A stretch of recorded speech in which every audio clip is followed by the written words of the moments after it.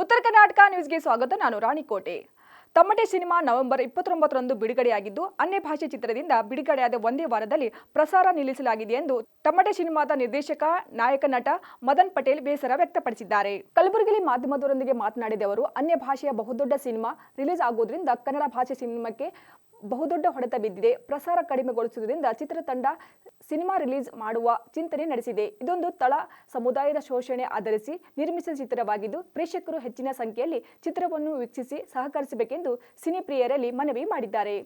ಸುದ್ದಿಗೋಷ್ಠಿಯಲ್ಲಿ ಚಿತ್ರದ ಖಳನಾಯಕ, ನಟ, ಪತ್ರಕರ್ತ ಮೈಪಾಲ್ ರೆಡ್ಡಿ, ಮುನ್ನೂರ್ ಮಾದಿಗ ಸಮಾಜದ ಮುಖಂಡ ವಿಜಯಕುಮಾರ್ ಆಡಿಕಿ, ಶಿವಕುಮಾರ್ ದೊಡ್ಮನಿ ಸೇರಿದಂತೆ ಅನೇಕರು ಉಪಸ್ಥಿತರಿದ್ದರು.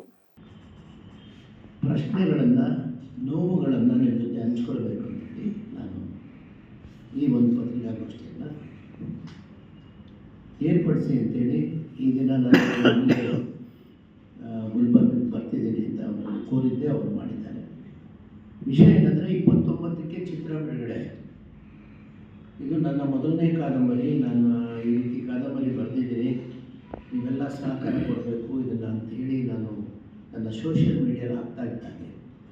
ಸುಮಾರು 1400 ಪ್ರತಿಗಳನ್ನು ಬೇಡಿಕೆ ಬಂತು. ಹಾಗಾಗಿ ಬಿಡುಗಡೆಗೆ ಮುನ್ನನೇ 2ನೇ ಮುದ್ರಣ ಕಂಡಂಥ ಒಂದು ತಮಟೆ ಕಾದಂಬರಿ. ಅದೇ ದಿನ, ಬಿಡುಗಡೆ ದಿನ, ಹಿಂದೆ ಡಾಕ್ಟರ್ ಸಿದ್ಲಿಂಗೆ ಅವರು ಹಾಗೂ ಭಾಳಷ್ಟು ಹಿರಿಯ ಸಾಹಿತಿಗಳು ಆ ದಿನ ನಮ್ಮ ಕುಂದು ಅವರೆಲ್ಲರೂ ಕಾದಂಬರಿಯನ್ನು ಬಿಡುಗಡೆ ಮಾಡಿದರು. ಅದೇ ದಿನ ವಂದನಾ ಎಂಬ ನಿರ್ಮಾಪಕಿಯವರು ಈ ಕಾದಂಬರಿನ ಕೊಂಡು ಈ ಕಾದಂಬರಿ ನಾನು ಸಿನಿಮಾ ಮಾಡಬೇಕು, ದಯಮಾಡಿ ನೀವು ನಮಗೆ ಹಕ್ಕನ್ನು ಕೊಡಿ ಅಂತ ಕೇಳಿದಾಗ ನಾನು ಅವರಿಗೆ ಈ ಕಾದಂಬರಿನ ಸಿನಿಮಾ ಮಾಡೋದಕ್ಕೆ ಹಕ್ಕನ್ನು ಕೊಟ್ಟಿದ್ದೆ. ತದನಂತರ ನಡೆದದ್ದು, ಅವರು ಈ ಸಿನಿಮಾವನ್ನು ನಿರ್ದೇಶನ ಮಾಡಬೇಕು ಅಂತೇಳಿ ನನ್ನ ಪುತ್ರ ಮಯೂರ್ ಪಟೇಲ್ ಅವರನ್ನು ಕೇಳ್ಕೊಂಡಿದ್ದೆ. ಸುಮಾರು ಜನ ಕಲಾವಿದರನ್ನು ಅವರು ಹುಡುಕಾಡಿ ಆ ಪಾತ್ರಕ್ಕೆ ಸೂಕ್ತವಾದಂಥ ಕಲಾವಿದರು ಅವರಿಗೆ ದೊರಕದೆ, ಮದನ್ ಪಟೇಲ್ರೆ ನೀವೇ ಬರೆದಿದ್ದೀರಿ, ಈ ಪಾತ್ರಕ್ಕೆ ನೀವೇ ಅದನ್ನು ಹೇಗಾದರೂ ಮಾಡಿ ಆ ಪಾತ್ರಕ್ಕೆ ನೀವು ಹೊಂದಾಣಿಕೆ ಮಾಡ್ತೀರಿ, ದಯಮಾಡಿ ನೀವು ಒಪ್ಕೊಂಡು ಈ ಪಾತ್ರವನ್ನು ಮಾಡಿ ಅಂತಂದಾಗ ನಾನು ಈ ಪಾತ್ರವನ್ನು ನಾನು ಮಾಡಿದ್ದೆ. ಇಲ್ಲಿ ವಿಷಯ ಸಿನಿಮಾ ಚೆನ್ನಾಗಿ ಮೂಡಿ ಬಂದಿದೆ. ಸಿನಿಮಾದ ಒಂದು ಸಣ್ಣ ಒಂದು ಲೈನಲ್ಲಿ ಹೇಳಬೇಕಂದ್ರೆ, ಒಬ್ಬ ಅಮಾಯಕ, ಒಬ್ಬ ತಳ ಸಮುದಾಯದ ದಲಿತ ತಮಟೆ ವಾದ್ಯಗಾರ ಒಂದು ರಾಜಕೀಯ ಪಕ್ಷದ ಚುನಾವಣೆಯ ಪ್ರಚಾರಕ್ಕೆ ಹೋಗಿರ್ತಾನೆ. ಅವನು ಹೋದಂಥ ವ್ಯಾನ್ಗೆ ಚುನಾವಣೆಯ ಪ್ರಚಾರದ ಅವನಿಗೆ ಪರ್ಮಿಷನ್ ಇರೋದಿಲ್ಲ.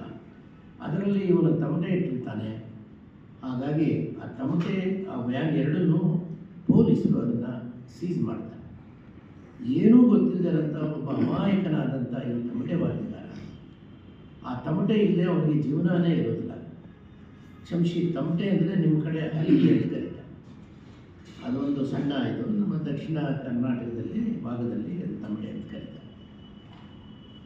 ಅದನ್ನು ಪಡ್ಕೊಳ್ಳೋದ್ರಲ್ಲಿ ಮತ್ತೆ ಅವನು ತನ್ನ ತಮಟೆಯನ್ನು, ಅವನ ಪೂರ್ವಜರಿಂದ ಬಂದಂಥ ತಮಟೆಯನ್ನು ಪಡ್ಕೊಳ್ಳೋದ್ರಲ್ಲಿ ಈ ಸಮಾಜ ಮತ್ತು ಬೇರೆ ಬೇರೆ ರಾಜಕೀಯ ಸ್ವಾರ್ಥಿಗಳು ಯಾವ ರೀತಿ ಇವನನ್ನು ಶೋಷಣೆ ಮಾಡ್ತಾರೆ, ಆ ಶೋಷಣೆ